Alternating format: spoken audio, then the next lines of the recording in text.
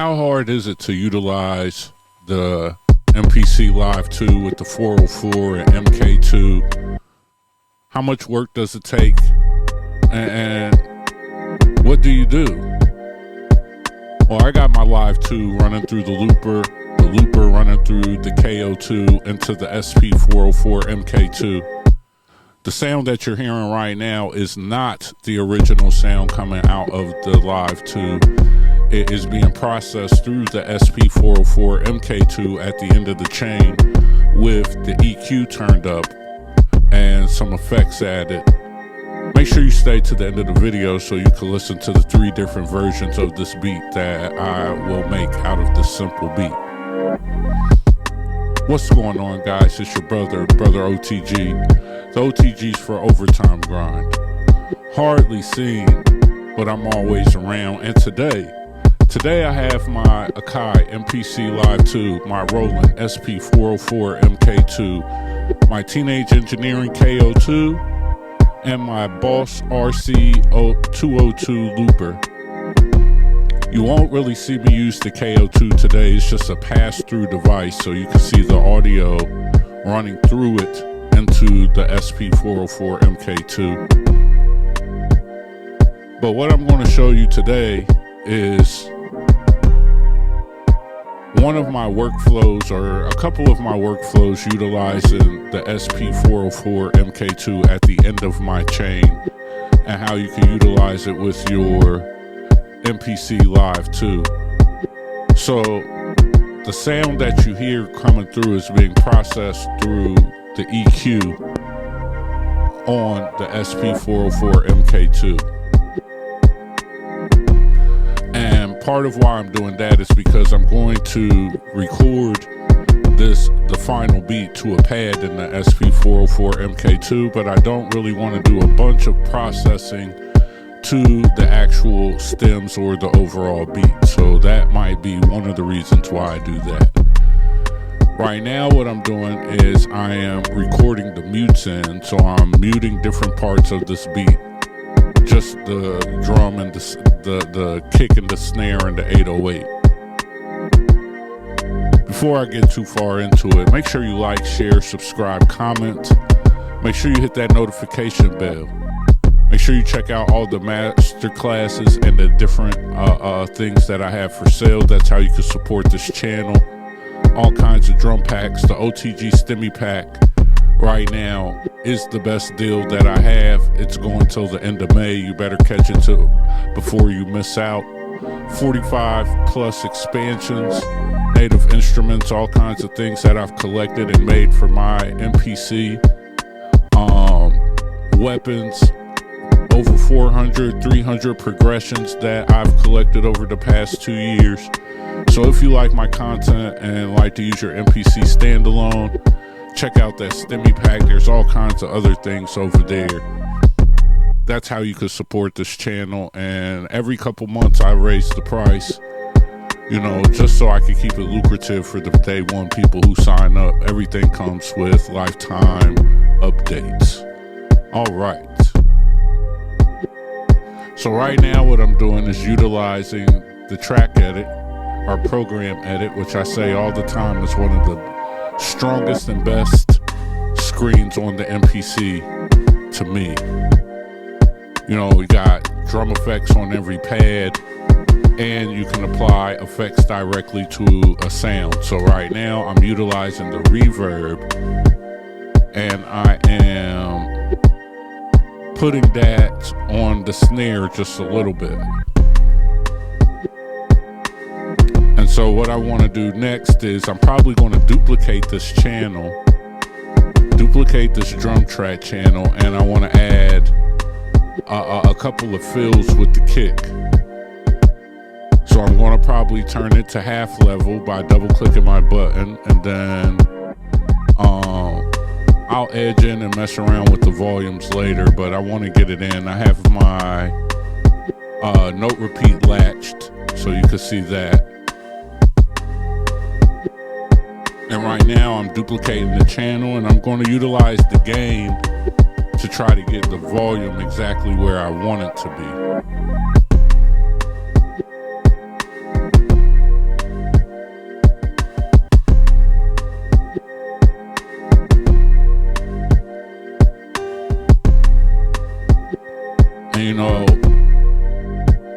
because I have it going through the effect, I'll just leave that alone.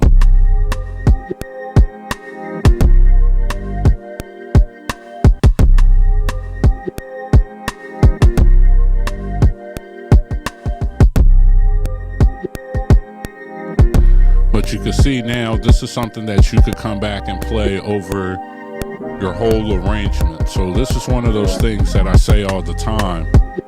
There's other things that I might do after I get the beat together in our videos. I might come back, clone the track, and then add in different fills and different layers over the entire track.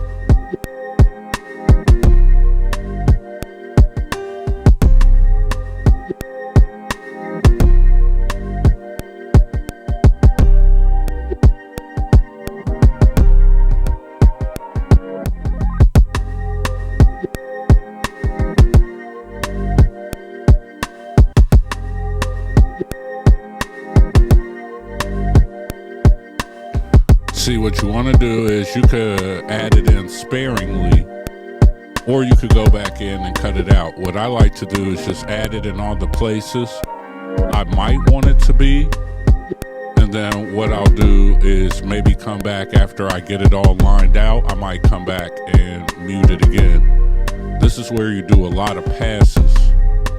Passes in meaning it may play through one time, we'll listen to it again, it'll play through again.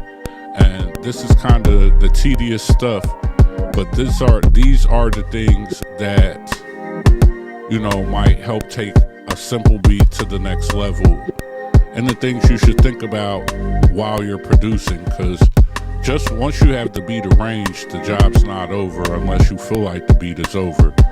But sometimes you might come back and have to mix it again, you might have to do some other things to it. That's why we always focus on getting the beat down first, and then we could mix and do all that other stuff later. We want to try to get everything sitting good enough to where it feels good and sounds good to us, and we can keep going with our ideas. But now, once we have it all laid out, that's where you could come back, like I always say, and kind of evolve those ideas out into bigger things.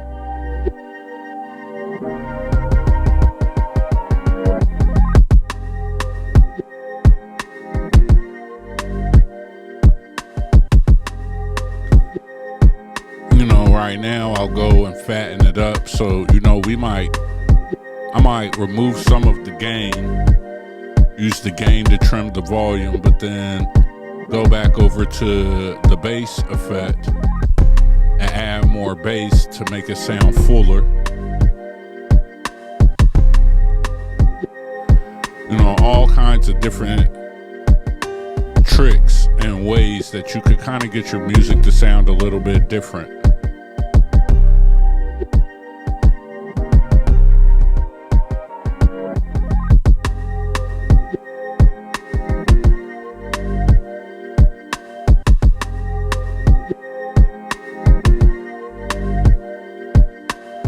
Little different things that you could try to fatten up your sound and make it sound a little bit better, you know. Add a little soft clipper to that snare, you know, just so it could sit a little higher in the mix. And again, this isn't the stem. I like to try to do all this stuff outside of the stems, because if I sell the stems, most of the time I'm selling the stems dry, with no effects, because people like to add their own effects. They have their own engineers, and if you want me to do that type of mix, that might be something different. So on the final product and 2 tracks and different things that I'm making, different ways, different arrangements. Each arrangement is a different beat, by the way. Let me know in the comments if you would like to get into some of those conversations about beats and what makes, that's a whole nother conversation. But each arrangement is a different beat and can be used in a different way or different ways. So, the way you mute things, do things, they're just all interpolations of one idea. Or if you really switch around some things, it can be a whole different composition and totality. So like right now, I have an EQ going on the SP404, but right now I'm really just going on sound. So I have my 4-band EQ, I'm utilizing that on the sample itself. And so I'm utilizing that to further just fix what I'm listening to. You get what I mean? So what I'm utilizing the EQ for is to tweak the EQ that I already have going that I like the sound of, that is on the 404. And I don't know if I'll keep any of this. I was just literally making this beat and I decided to turn on the camera so you could see the time. I just decided to turn on the camera and show you guys what happens when I'm fidgeting. So you can see right here I have the EQ, and now I have it at plus 14 or 15, the mid at -2, and the bass, I just turned it down. I had it at plus 10. I just turned it down to plus 8. And now what I'm going to do is record this straight to a pad.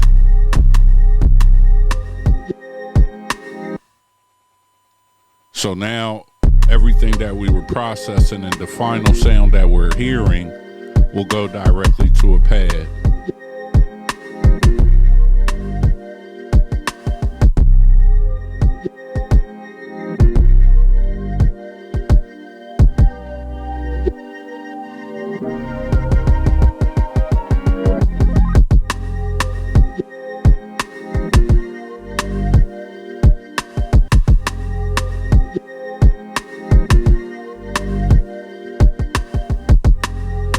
And when you're doing this, just to show you, I'll mess around with the isolator some.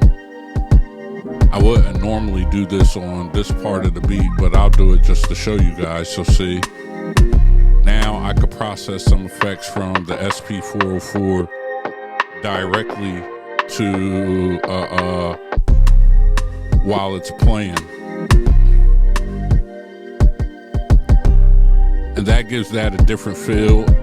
It's not messing up my original beat, but this is a workflow that you could utilize. You could process parts of your beat straight to your SP404, MK2. You can set up one arrangement and try that arrangement straight to your 404, or you could do what I'm going to do once I have this recorded to my 404. I might go into my 404 next and mess with the pitch and speed. I might add another effect over it. I might just do a lot of different things, And so in this moment, I don't have any MIDI or anything connected. I don't feel like you need to do any of that. I can manually put in what the BPM is, and we could set that. I like to run my everything audio for audio. And I feel like that gives you the dynamics and the characteristics of each sound, each machine and what it brings, you know what I mean? So each machine might have its own sound that alters just a little bit. So coming out of the Live 2, going into the looper has its own settings and the way it processes audio. That's going out to the KO2. The KO2 has its own way of how it processes audio, and now that's going into the 404. The 404's inputs have a way that they process audio, and now that's going into the pad or the sound that's being burnt into that audio. So the audio that I play out of my Live 2 And the audio I play out of the looper or the KO2 or the SP404 will all have slight differences. But right now, you see, I just recorded that effect, the ping pong delay from the looper. I just recorded that into the 404's beat. So now you can hear what I recorded in. This is the sound. You know, I could turn the audio back up on my Live 2 because nothing's playing there. Everything's playing from the 404. And you can see it got the BPM wrong. And this video, I didn't stop it. I mean, I haven't changed it yet. But let's go over to the pitch and speed and mess around with the speed. Let's speed it up a little bit and see what we get.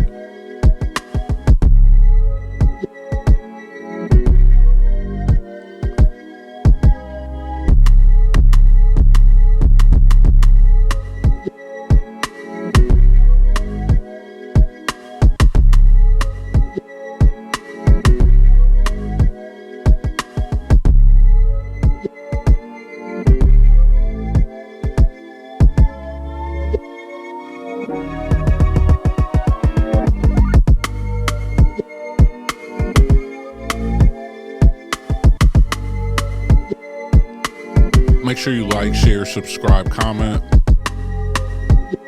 This is probably going to be one of my first videos in my MPC SP utilizing them together course.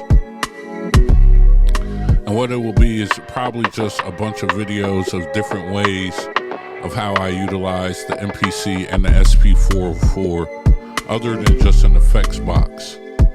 I actually use it to do a lot of processing of my audio. I use it to master beats. I use it to hear how a beat will sound. So right now we're going to mess around with that EQ a little more.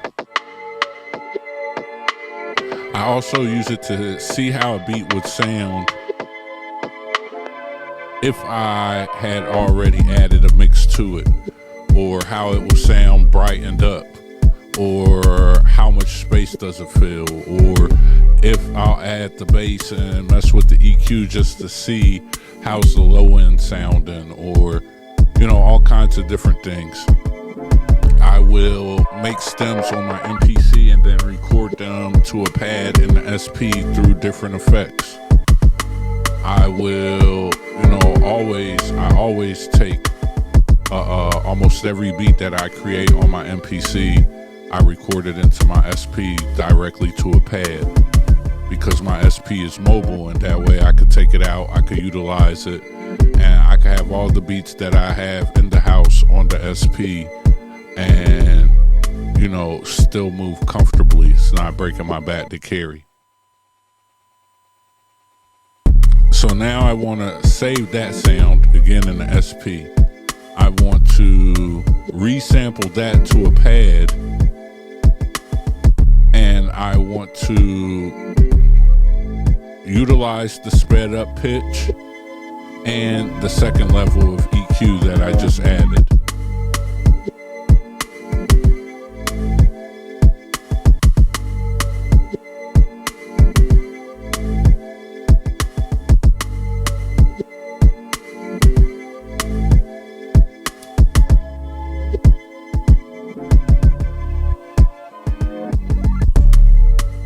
I love utilizing just straight audio. You know, sampling is one of the birthrights of hip hop, and not birthrights, but just one of the ways that hip hop definitely works. And I like just having a copy of the sounds in each machine.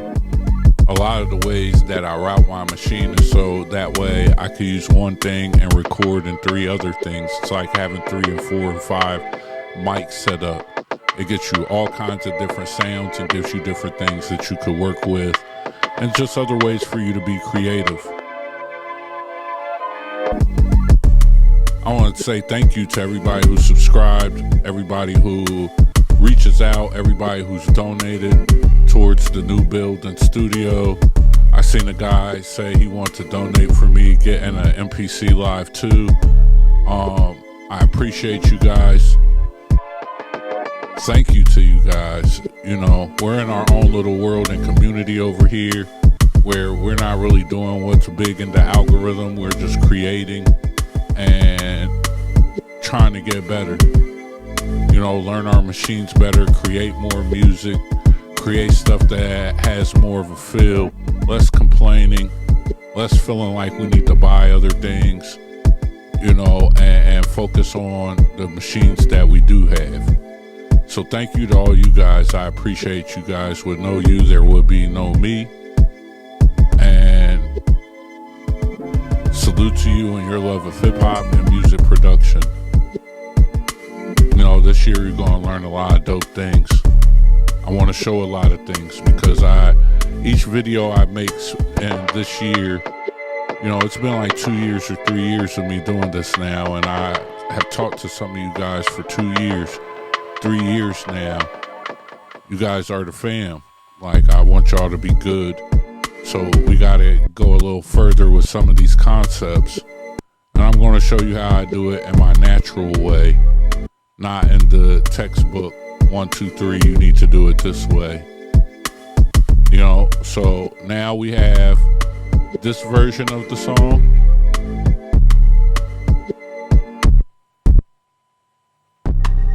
We have this version.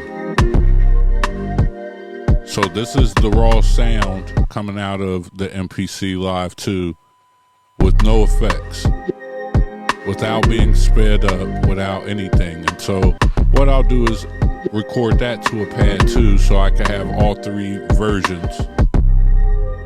And from there, that's where we really start to build. So this is just one way that I utilize my MPC and my Live 2.